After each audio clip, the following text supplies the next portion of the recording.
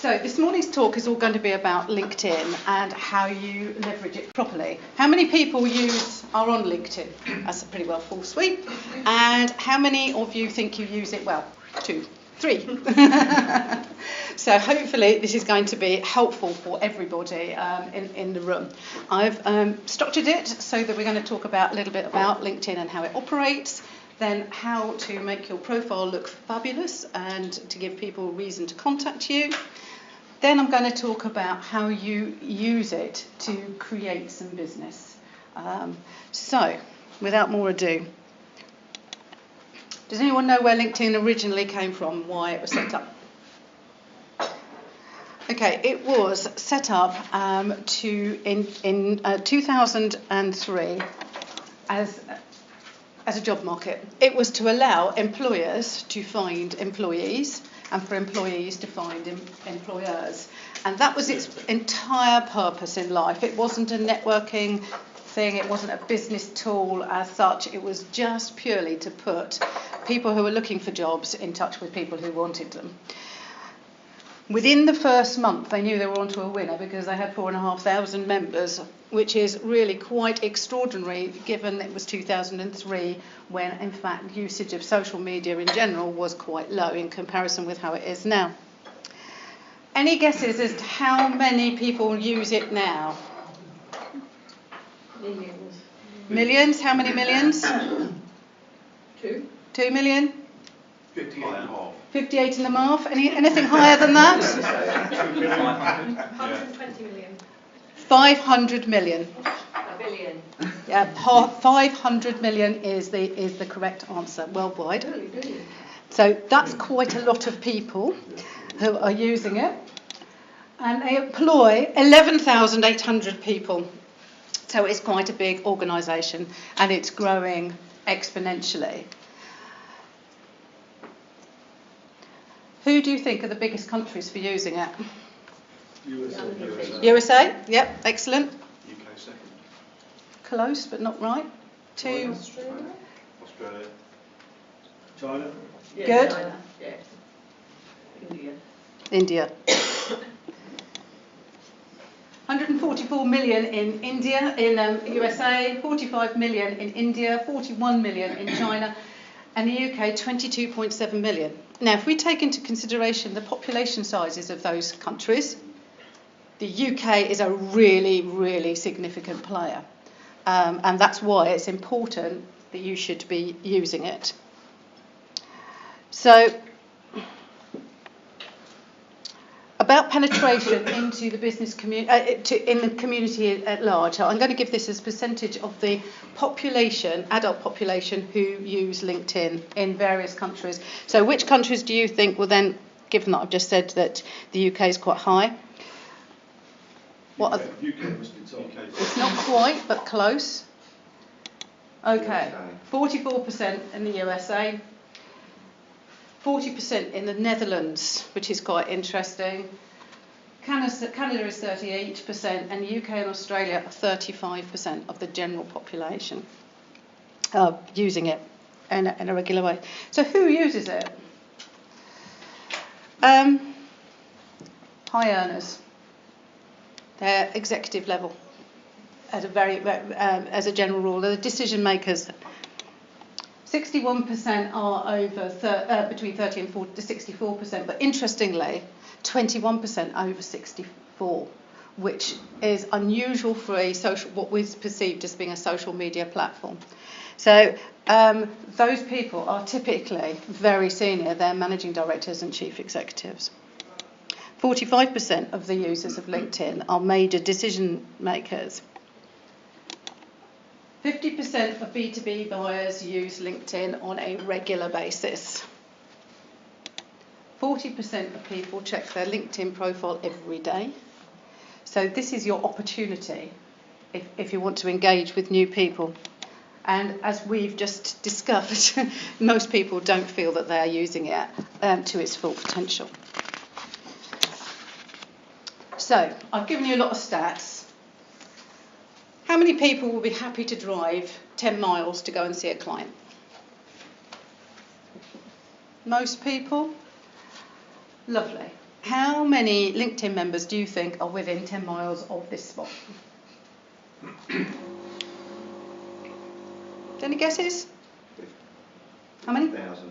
1,000? Anything more than 1,000? 50,000? Anything more than 50,000?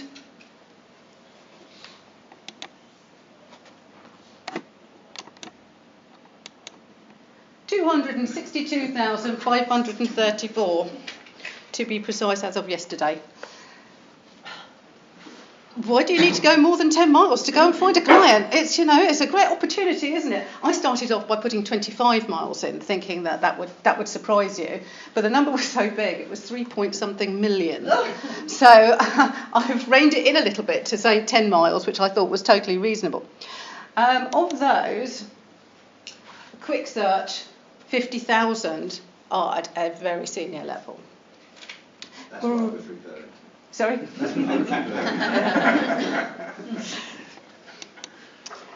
And of those, they're in private companies. So depending on whether you want to be working in the public or the private or the charity sectors, that gives you an idea of the potential. Right, okay. So I've got just shy of 1,000 connections on my LinkedIn profile. How many first and second connections do you think I have in this 10-mile radius? Lots. Lots, good, very good. Can you quantify lots, please, Julia? Go on, have a guess. 50. 50? Any? 30? 30? 1,000? Anything more than 1,000? You're miles off. All of them? Nearly 10,000 people in this area are either my first or second connection. So I don't need to go very far. All I need to do is to go to my first connections and ask for an introduction to my second connections, and then, hey presto, I've got a relationship going. So I don't need to go very far. So I often question why I'm driving miles to go and see a client when I could presumably try and get a little bit closer to home. Of those, nearly 4,000 at a senior level. And I particularly like working with management consultants because they're great referrers. I like to work alongside people who do business advice. Charlie. I've just mentioned that. I'd be happy to work. That's lovely, thank you. Because they do all the hard work as to work out where the business is going, and then all I do is the easy stuff, which is work out how to get that delivered. It's not quite always as easy as that. Right, but we need to be a bit careful when we put our profiles together, because also in this area there are 17 people who are claiming to be manging directors, and there's a few chef execs as well. So do read and check your profiles that they're accurate. So why is your profile important? This is the profile that you get to see of an owner of an accountant in Rickmansworth. And I took a gamble that she wasn't going to be here today to be embarrassed by this. Okay, so she's running her own business. Do you like doing business with somebody you can't see? It's not a bundle of fun. We all come here to meet other people because we want that face-to-face interaction. If you can't get face-to-face interaction, the next best thing is to have a picture of somebody. And people look at a picture and they make lots of assumptions about that person. If they're smiling, they're friendly. If they're looking at you in the eye, they're friendly, they're warm. If they're dressed smartly, they may be in the business community. So you communicate an awful lot through your LinkedIn profile. And not having one will lose you a lot of business. So I can't remember the statistics, but I think it increases the likelihood of somebody wanting to engage with you by about 500%. So it's a really important thing to have a cracking good photo. Can I just interject there? When you go onto LinkedIn and you're searching for people, yes, you get a whole list of names, yes, and things come up. I never look at anything other than a picture. It's exactly, and neither do I, because you're judging that person, and you want somebody who's honest and confident enough to reveal themselves to you, and that's why it's really important. Now, the only thing I can get from this is that Grace is a chartered accountant. There's no other information there to help me make a decision as to whether I want to do work with her. So she could be an accountant who specialised in just about anything. Does she specialise in what I want? I really don't know. So let's have a look at another profile. I think this might be Claire's company. Where's Claire? Oh, there you are. Hello. Right. Okay. So now we're going to look at an accounting company, which is Littlestone Golding. And I've searched for Littlestone Golding, and this is what I find for the employees. So Claire has a wonderful profile, because I did it last week for her. And she's working on her colleagues. But as you can see, from a corporate point of view, that doesn't look very professional. What you actually want is for everybody within your company to have some consistency and to look welcoming. And what I've done with Claire's, rather than just saying she's a chartered accountant, which is we can take as read given that she works for an accounting company at a director level, I've gone on to say specialist in accounting for family businesses and SMEs, because that's what she does and that's what she does really well. So let's advertise that right up front. So if you're an SME and you look down the whole list, who are you going to pick? You're going to pick the one with the face that you feel you would like to work with, and who's actually saying, hey, I'm here, I want to work with you because I'm a specialist in your area. So let's move on to portraits. Everybody loves having their photo taken, don't they? No. The amount of time I spend trying to persuade clients to smile, showing their teeth and opening their eyes for their LinkedIn portrait is so frustrating, because everybody thinks they look best looking like this. But actually, my experience is it doesn't matter what you look like, you look better like this, yeah? Because you're open, you're smiling, you're engaging, and what have you. And you also, Michael does look this way, he's about to be shot here. He does.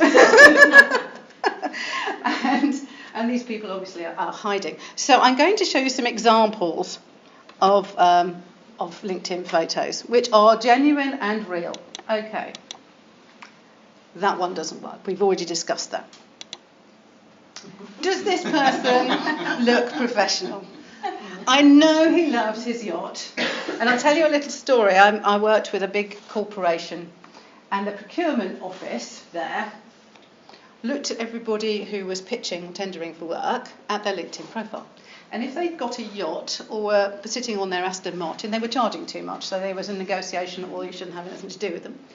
And if they'd taken their picture against the garden fence, they're obviously a bit cheapskate and not of the quality that they were looking for. So they binned them on the basis that they didn't have a professional photo. That was it. That was one of their criteria for selecting. Your photo tells everybody else a lot about you. Another don't. I'm sure he feels very handsome in this picture, but it's clearly a wedding photo. And another thing which was very trendy about 5 years ago, which I really don't recommend, is getting a cartoon. I think he's a graphics designer, so he thought this was really cool. It isn't. It puts most people off. You want a logo, which other people sometimes do. It's a bit interesting. So now we're going to come on to some do's. Well, we've at least now got a face. We can't see his eyes, and we can't see very much of him, because on a dark background, he's not smiling and his eyes aren't open. And actually, I know Alan really well. He's charming and a super individual, and he has just not done himself any credit at all. He's a sales director of a £25 million turnover company. That's quite a good picture, but when it's on LinkedIn and it's this size on your screen, you can't see his face quite as clearly. But because he's smiling so much, he still looks quite warm. So now I'm going to put my money where my mouth is, and I'll show you my LinkedIn photo. Who's that? That's not you. So you need to be head and shoulders. You need to have your shoulders slightly skew-off, and then look at the camera, and that prevents the I'm about to be shot look. Smile, and it will give the right kind of impression. If you're on a white background with quite dark clothing, it will give you a lot of definition. For ladies, gentlemen as well if you want, wear a bit of makeup because it accentuates the features. So I'm not a big makeup wearer, but when I know that I'm being videoed, which I am today, or if I'm having my photo taken for a website, then I wear makeup because it's very helpful for retouching the photos afterwards. Okay, so your title that you put, I've already mentioned Claire's title. You can be partner. If you're a lawyer, say, so Jacqueline there at the back, you can just say partner. Now, the title in LinkedIn is a searchable field. So, if somebody is going to search for you, are they going to search for partner? No. If they're looking for a skill, like litigation, you need that in your title. So you might actually put something like partner and head of family law, specialising in divorce, separation, finance and children matters. That tells everybody exactly what you do, but all of those items are now searchable as keywords in LinkedIn. So my tips are use search terms in your title because it makes it easier for LinkedIn to find you. Show your expertise. So use words like specialising, expert. It gives reassurance and credibility. And finally, explain what you do in a few words. You haven't got a lot of words, but do explain what you do. So it's absolutely clear what this gentleman does. Moving on. Underneath, you've got your picture at the top, which is now perfect. You've got your title, which is perfect. Is your summary. Now, when you look at a summary on somebody's LinkedIn profile, there's only a little bit which is revealed. The first 200 characters are revealed, and not the rest of it. So your first 200 words have to be absolutely cracking. You've got to engage at that point, and you've got to give them a reason to want to read more. So this is an accountant, currently a director of LBCA, an accounting practice based in Harpenden, Hertfordshire. Well, all of that is in her title on LinkedIn already, so she's wasted every single one of those words. I started my career at LBCA. Are we interested? After gaining my good degree at Winchester University and have worked there at the firm ever since, well, it's obviously not a very imaginative individual. I started my accounting career administering tax returns, then rapidly progressed through the company. Okay, so what's she specialising in? Why would you want to engage with this person? Okay, Claire, you ready for this? I think this one's yours. Are you looking for an accountant who specialises in family-run, owner-managed businesses, who understands that your business and personal finances and goals are closely linked? I specialise in local family business accounting and tax advice. It isn't what you earn that counts, it's how much you take home. So that, in a nutshell, does what Claire does and what she's brilliant at. And that's the bit that's seen. We've written a whole pile more underneath there, so when you click on the read more, there's a whole shed load more information. But I've put the really, really important bits right up front. And accountants and lawyers especially find it difficult to differentiate themselves because you have what other people perceive as commodity products, but they aren't, and you need to think of yourselves as different. And that goes for pretty well everybody. What's your USP, your unique selling point? What makes your clients come to you specifically? So, quick do's and don'ts. So, do's, write them in the first person. Okay, don't try and write them in the third person. This though you were writing a convoluted CV. Be yourself. Lead with the benefits, not the features of your service. So what somebody is going to get out of it. So in Claire's situation, what we did was we're going to make sure that the client takes home more money, which it always speaks well to them. Show empathy for your audience. So whoever you're talking to, make sure you use language which they understand and show that you understand their business. It's not your business that you understand is that you understand them. And show what you have done for your clients. Credibility here. And lead with your customers' needs and desires. Use simple English. And there's an opportunity to add links, photos and video. And if you've got them, it's a really good idea to do it because, again, it gives you another opportunity to bring a picture in. So as people scroll down, they're losing your lovely face, which is at the top. And now we've just got a whole pile of text, which is a bit dull. So if you can then introduce more photos later on, it's beneficial. The don'ts. Give your life or employment history. Nobody is bothered whether. So if you take a lawyer's company, a firm, they will frequently say, we were established in 1750 by, in the reign of. And actually nobody's very interested. What they want to know is what you're doing now. What's your credibility now? Yes, you can tuck that in a little bit later on because it shows that you have got some longevity, but it isn't the most important thing that you need to be talking about. Don't start with your company history or a list of offerings. Don't write in the third person.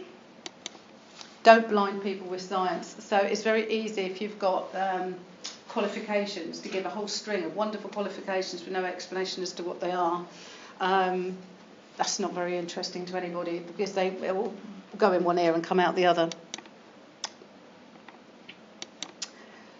So I'm going to wrap up the bit on the on your what your profile should now look like in a quick summary.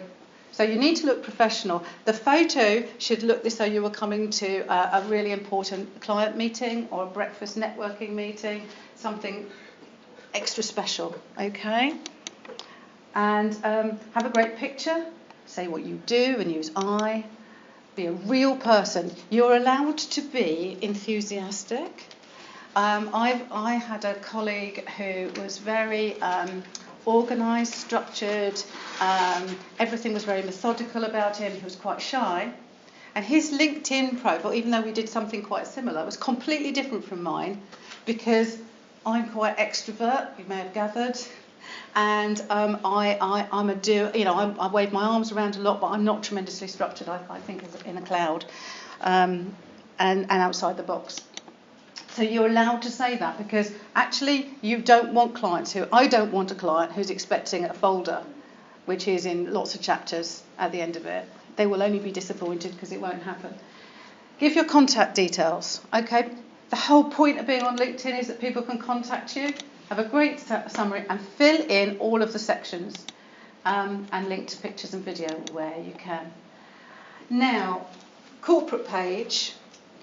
For sole traders, you might not have a corporate page, but for larger organisations, you should do, and you should make sure you link to it properly, and that the corporate page has got a decent logo on it. So that gets pulled through into your profile so it looks good. So let's have a look at my profile, which I've had to cut into pieces because it's a bit long otherwise. So, summary, all my contact details are there underneath there. It's telling me a bit, I've done this from somebody else's account so that you can see it as other people see it, not how I see it. So it's telling me how many people are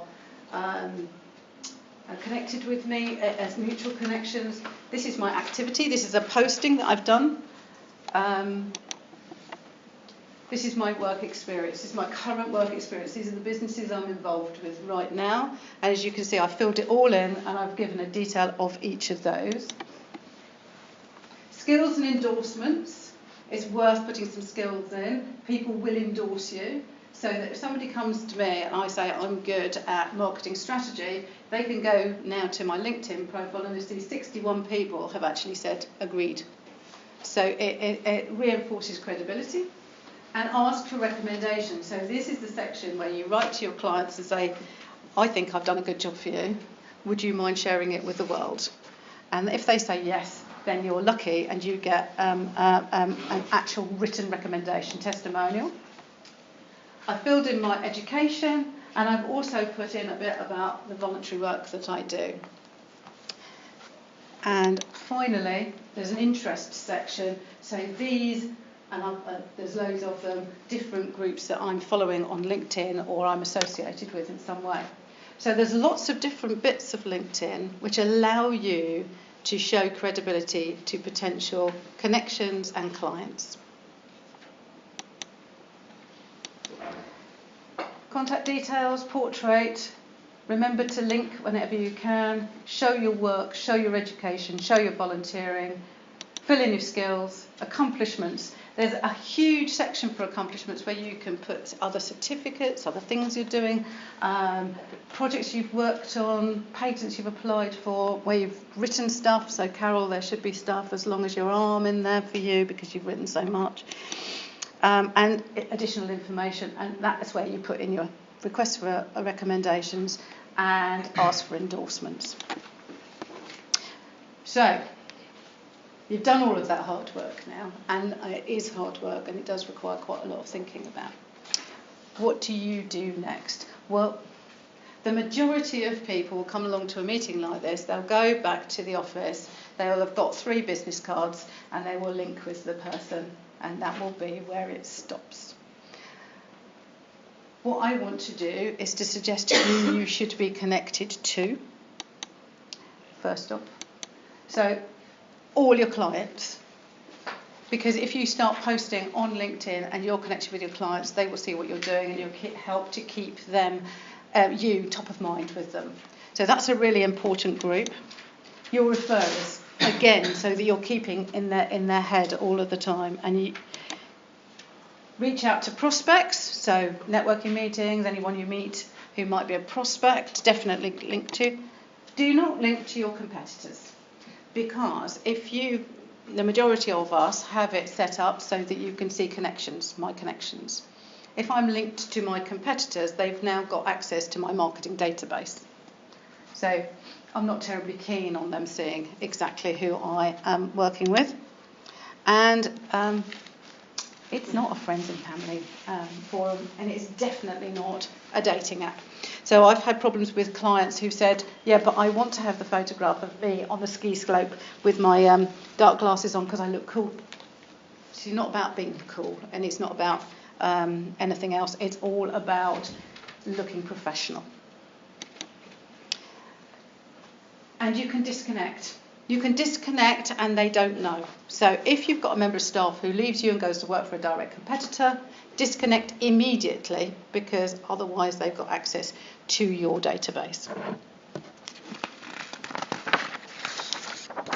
You've been very quiet, you lot.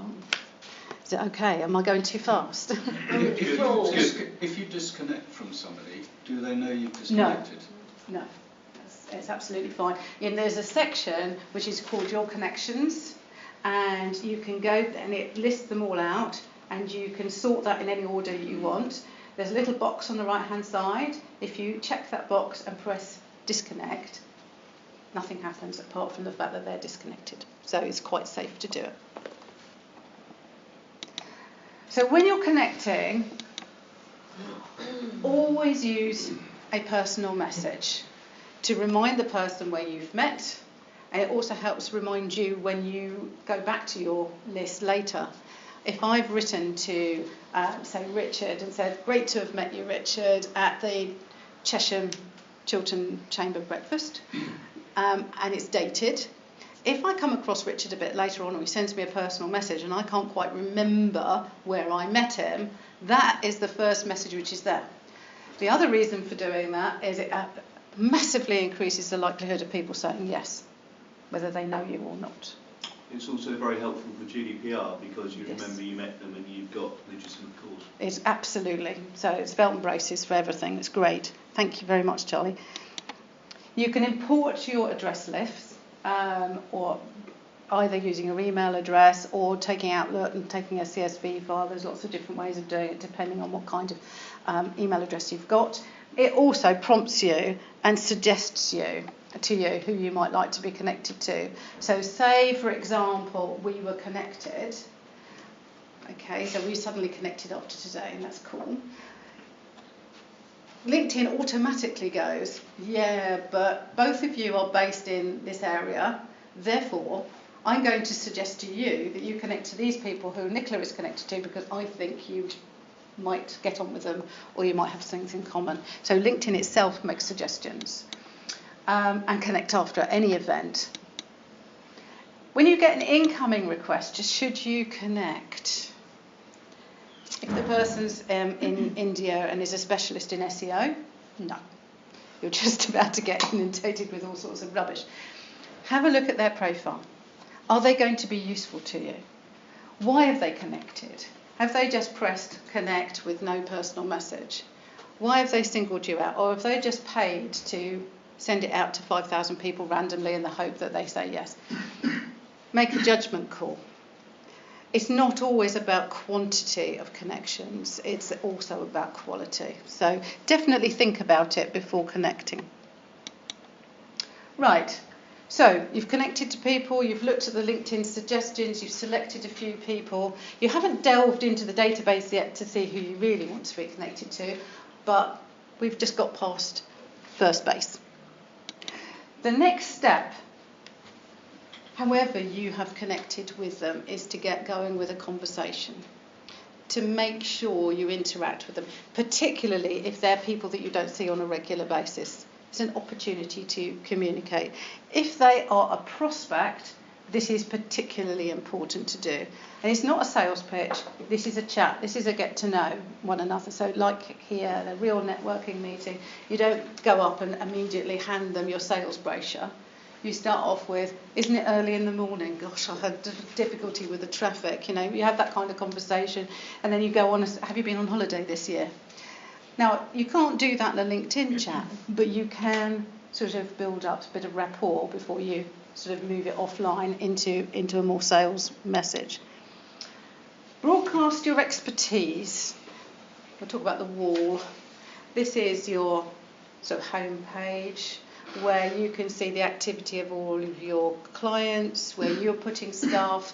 You need to interact with that.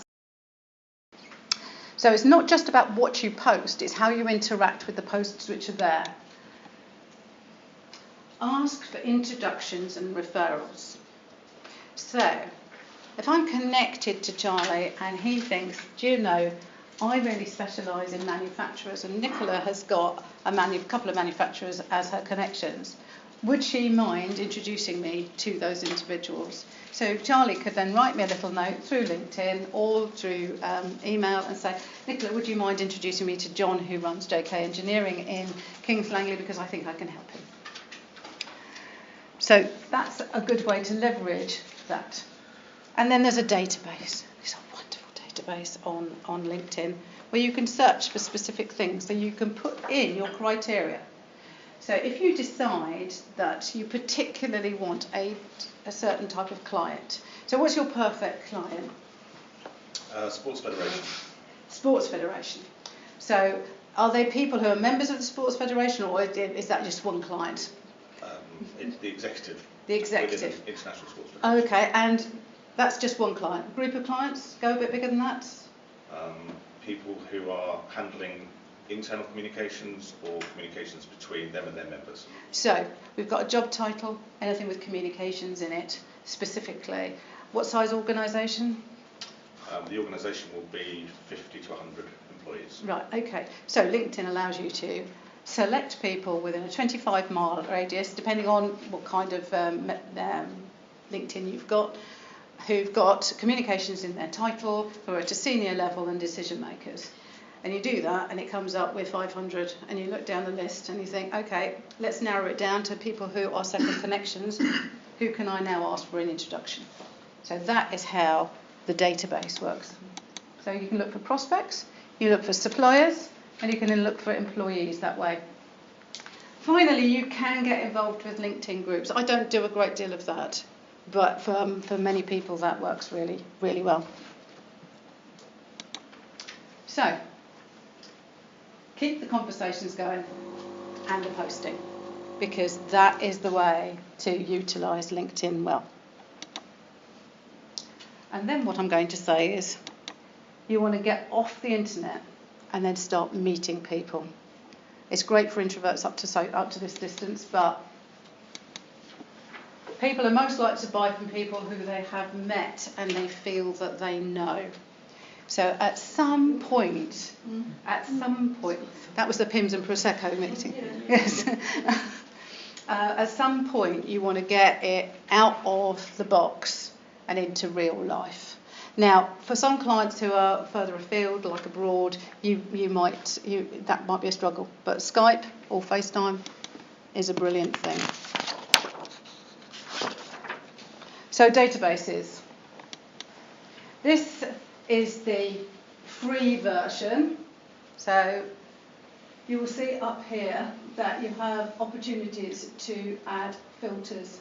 There's a filter button which goes over here, which you can press, and what it will give you is this screen. So I can select first or second connections, I can select a location, you can put Watford in. LinkedIn isn't brilliant with locations in Britain because it thinks that 100 miles is short because they're Americans. You can select companies, past companies, industry, search on title and school. Which is great. I mean, that might be sufficient for you, in which case, don't pay. However, this is what you get if you pay. And this list goes further down. And that's what I used to get all those stats for you. So you can put in keywords. So I actually put in 10 miles of this postcode to get the stats. I put in seniority, company headcount, and that's it on this particular search. So that can shorten it. So if I'm looking for the 50 best targets for me, I keep on refining it until I get it down to the 50 that I want. So I might start off with a lot, but you want to get it down, and then they are my personal targets, and at which point I'm personally thinking, okay, how do I reach you individually? That's because I only need a small number of clients. Some of you need a lot more, and you need to be speaking to a lot more people, in which case it's a wider communication and you broadcast a little bit more. So, question that I get asked a lot is, which version should I have? Should I pay? The free version doesn't give you very much. It's a simplified search, and you're allowed to see the last 5 people who viewed your profile. If you get the premium version, you get the last 90 days, and you're allowed to communicate with people who've got their settings quite high using InMo. If you choose Sales Navigator, you get a load more functionality for only an extra $20 a month. And you can buy it 1 month at a time. So if you want to do a campaign, you can just buy a month and then stop, or 2 months, for however long you want to do, and then switch it off again. You don't have to buy a year's worth and sign up for hundreds of dollars. So if you're wanting to use this for lead generation, I would recommend, in fact for me it's a no-brainer, you can go for the Sales Navigator as your option. And if you've got a CRM, it will integrate into it as well, which is quite handy. So, to wrap up, how to use LinkedIn to grow your business. Create an excellent profile. Without that, you're dead in the water, because nothing will happen thereafter. Link to your company page. It shows breadth if you are from a bigger company. Connect to the right people and keep connecting and keep remembering to use it. Grow your credibility through demonstrated expertise, which you can do by either having links to videos you've done, papers you've written, or writing on the wall. Reach out to new people. Now that could be through the cheap database or the expensive database, depending on how sophisticated you want to be. And then engage, converse, post, share. And then try and get it offline so that you're meeting on a face-to-face basis. So thank you very much for listening. I hope I haven't overrun too badly, a little bit. Has anyone got any questions? Yes, Andrew. 2. Yes. Number 1, are you going to put it on the Chamber website, the Yes. presentation? I'm hoping that the video's come out and it's absolutely brilliant and I can put it on my website and send you a link. You can put it on LinkedIn as well.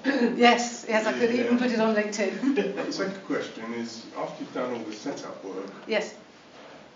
can you give us some sort of feel for how many hours a week you should be spending on doing this? I never spend more than an hour a week. An hour a week? Mm-hmm. 10 minutes a day? 15 minutes a So day? you'd recommend doing it as a daily thing? Yeah. Sort of first thing in the I have a morning? little peek, have a look, interact a little bit. I personally don't need a huge amount of business through it. When I'm doing a campaign, that requires a great deal of intensity. So I've been doing one at the moment for an event I'm running in London next week, and that absorbed a lot of my time. But if I'm just doing regular stuff and just talking to people, it's 15 minutes a day, if that. So it's a setup which takes the time, and then it's remembering to do it every day. That's it. Quick question for everybody. I think most of you have given email addresses and details. Does anybody object to being put onto a delegate list, which I will send out? It will only go to the people in this room, nowhere else. So I've got one more question. Oh, question. That's right. Yes, sorry, You Sarah. say about one-to-one communication. Yes. And obviously you've not met these people before. No. So when you go in with that one-to-one communication Yeah. in a message, what do you say? Like if it's not going to be a sales message, can you give me an example? Okay, I'll give you an example because I was running this event the other week, and I had a lot of success with connecting with people. So I wrote to them and I said, I came across your profile because I am running an event, and I realised that we had got a lot of shared connections, and I thought we would get on, and I was wondering if you'd be kind enough to connect. And I got 30% of people who said yes to that. And then I followed it up with, thank you so much for connecting with me.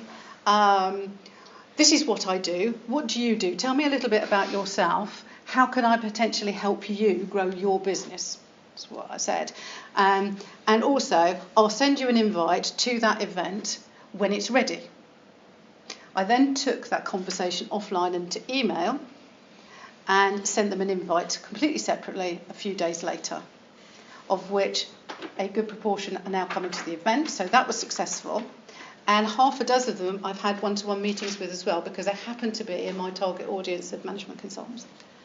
So I've met them in London, and now I've then closed down my sales navigator because I've done that bit. I've now set it up again because now I'm chair of Chiltern Chamber. I'd like to meet lots of businesses in the Cheshire Amersham area, so I want to reach out to them. So now I'm just going to set this up so that I can meet the CEOs, managing directors of local business people.